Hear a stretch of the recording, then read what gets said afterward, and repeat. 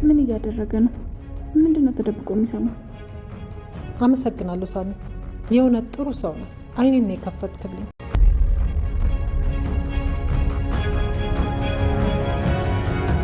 የጠፋው እኔ እንጃ ሰላምዬ፣ ምንም አላማረኝም። ሳስበው በኃይሉ ሆን ብሎ የላከው ሰው ይመስለኛል። ይህ ሰውዬ እኮ ጉሮሮ ላይ ቆይ፣ ምን አባቴ ባደረገው ነው የሚሻለኝ? በደንብ አብራራልኝ ሰላምዬ። በቀላሉ ላስረዳሽ። የእሱና የልጁን ታሪክ ከአንቺ ውጭ ማንም እንደሚያውቅ ያውቃል። ስለዚህ የሆነ ሰው ልጄ ነው ብሎ ወደ አንቺ ቢልክ እንደምታምኘው ቀድሞ አስቦበታል።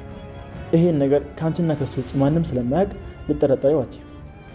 ለዛ ነው እንደዚህ እያደረገ እንዴ? ጭራሽ ሁሉ ነገር ያውቃል። አብሮ ቁጭ ብሎ የሰማ እኮ ነው የሚመስለው። እንዴት ሊያውቅ ቻለ? እሱ እያለማ እዚህ ምንም ማድረግ አልችልም። አዎ ሳሚ፣ ልክ ልትሆን ትችላለህ። እሱ ግን ምን ሊያደርግ ይችላል? ጠረው ልጁ የበኃይሉ ልጅ ነው። ባይሆን ኖሮ ያ ሀብል እጁ ላይ ምን ይሰራል? ሰላም ሞኛ ትሆኝ እንጂ ይሄ ሀብል የእውነትም የእናትሽ ሊሆን ይችላል። ያ ማለት ግን ልጁ የበኃይሉ ልጅ ነው የተናገረው እውነት ነው ማለት አይደለም።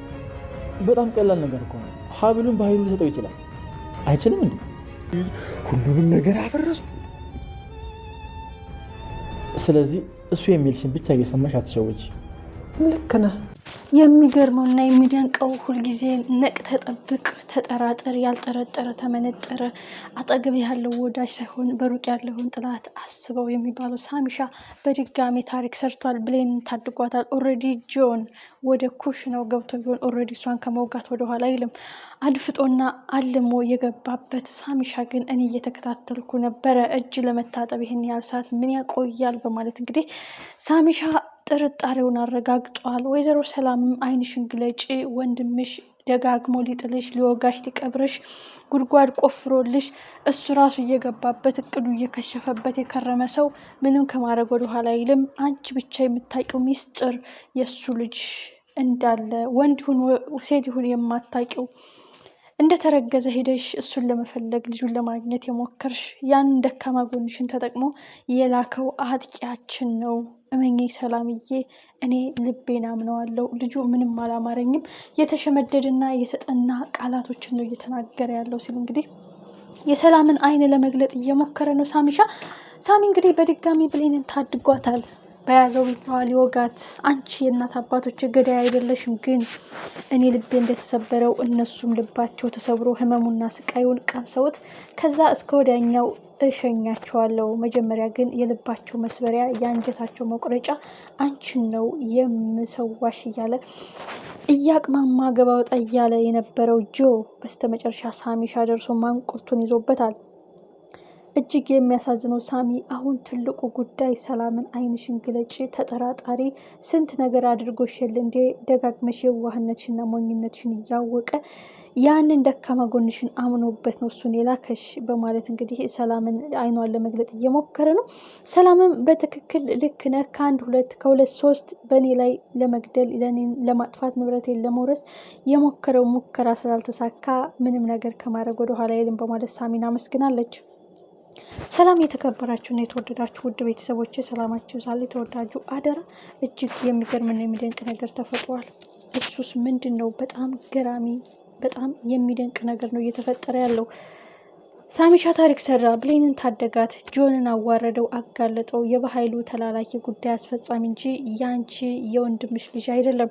ደካማ ጎንሽና ስስብልትሽን አጥንቶና ሸምድዶ የመጣ ልጅ ነው። አይንሽን ግለጭ ሰላምዬ እያለ እንግዲህ ለሰላም ግልጹ ነግሯታል። ጆን በስተመጨረሻ አድፍጦ ሲጠብቅ አድፍጦ ሲያዳምጥ ብሌን አይተዋለች። ብሌንም እርግጠኛ ነኝ ይህ ልጅ አላማና እቅድ አለው። በእርግጠኝነት ልቤ እንደነገረኝ የበኃይሉ ሰው ነው።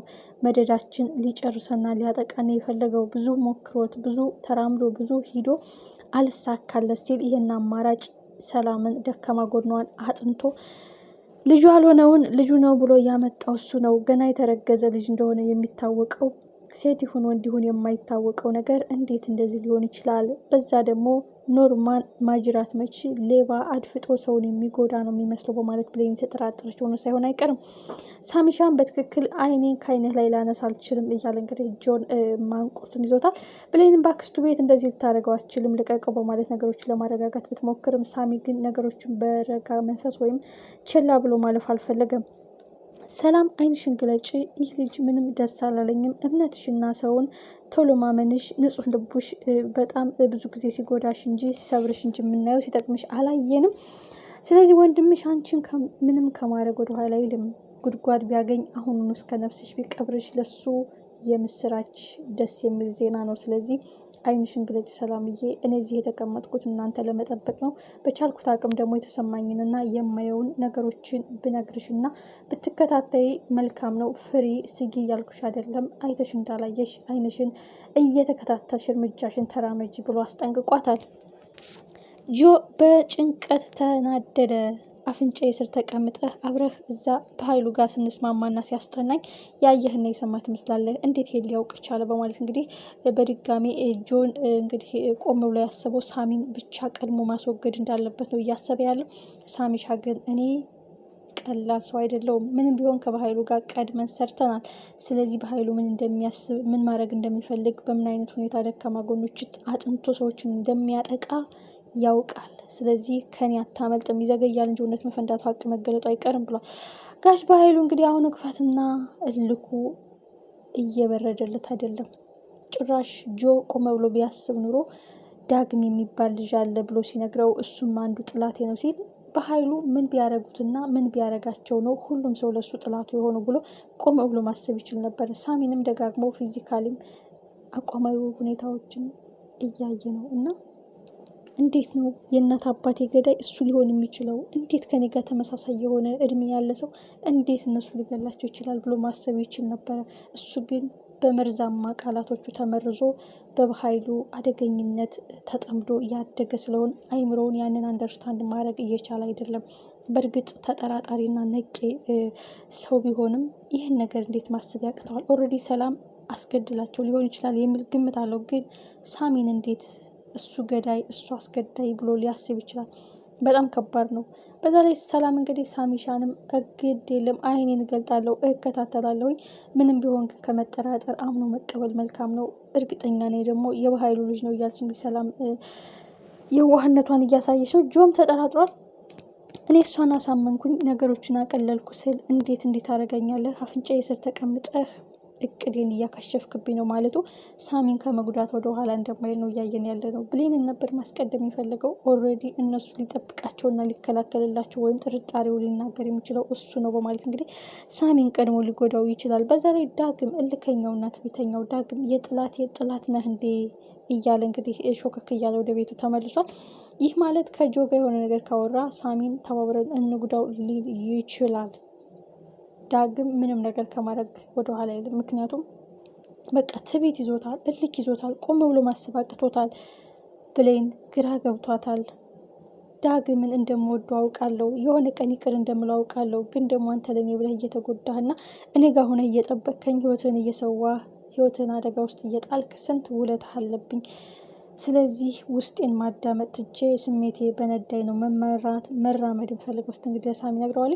ይህ ማለት እኔ ዳግምን ወደዋለሁ አፈቅረዋለሁ ወይም ይቅርታ ላደርግለት ነው ብዬ ስልህ እንደሚከፋና እንደሚከብድ አውቃለሁ። ግን ነገሮች ተስተካክለው እንታረቃለን ብዬ ተስፋ አደርጋለሁ። ግን አንተን መተውም አልፈልግም፣ በዚህ ምክንያትም አዝነህብኝ እንድትሄድ አልፈልግም እያለች ነው ብሌን። የኋላ ኋላ ግን ብሌን ምን አለ የሳሚ ብትሆን በቃ ከዳግም ጋር ያላት ነገር ቁርጥ ብሎ ከሳሚ ጋር ቢሆኑ መልካም ነው። የጆ ጉዳይ ግን በቅርቡ ይጋለጣል። እውነቱ ይፈነዳል፣ ሀቁ ይጋለጣል። ማንነቱን ሲያውቅ የአባቱ ገዳይ በኃይሉ እንዲያውቅ